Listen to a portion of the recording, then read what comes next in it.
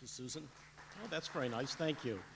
Every open house, I seem to follow Lauren, and I vowed this summer I would take a voice class so that I could, but I didn't. Susan suggested this is the third consecutive fall that I'm doing this class, Bay Area documentary filmmakers. And what I do is go for East Bay filmmakers first. And the last 2 years, we did 6 for 6. This year, it's 5 for 6. So more than anything, that should convey to you the depth and breadth of the Bay Area filmmaking community in the East Bay.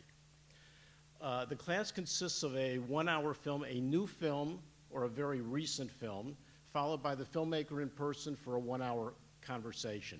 And you essentially drive the conversation, you generate the questions, but for those of you who've been to film festival screenings at any film festival where the filmmaker was present and there was a Q&A afterwards, I'm sure sometimes you've been satisfied and sometimes you've been frustrated by perhaps the scattershot nature of the questions or the fact that it's so brief. Really, the heart and soul of this class is 1 hour intimately with the filmmakers who I have warned, prepped, whatever word you want to use, that we're going to ask tough questions of. And if you're afraid to ask tough questions, I am not. Because what interests me about documentary filmmakers are, in many ways, their ethics, their values, the choices they make.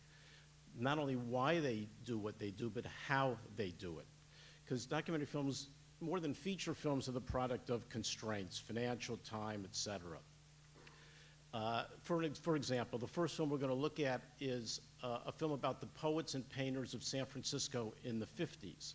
And Mary Kerr chose not to use a narrator. She intentionally saw this film as an oral history. So that tells you quite a bit about the filmmaker right there, about whose voices she wanted to come forward.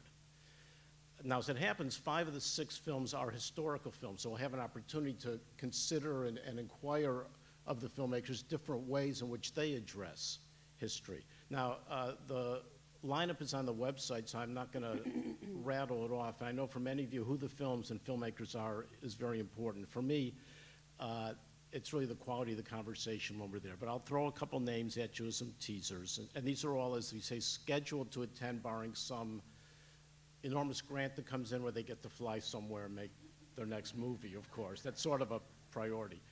But I want to say that Ray Tejas, a veteran filmmaker who made the Cesar Chavez documentary, his new film, a 2-hour film called The Storm That Swept Mexico about the Mexican Revolution, airs on PBS next year. He's going to come with an hour of it and talk about it.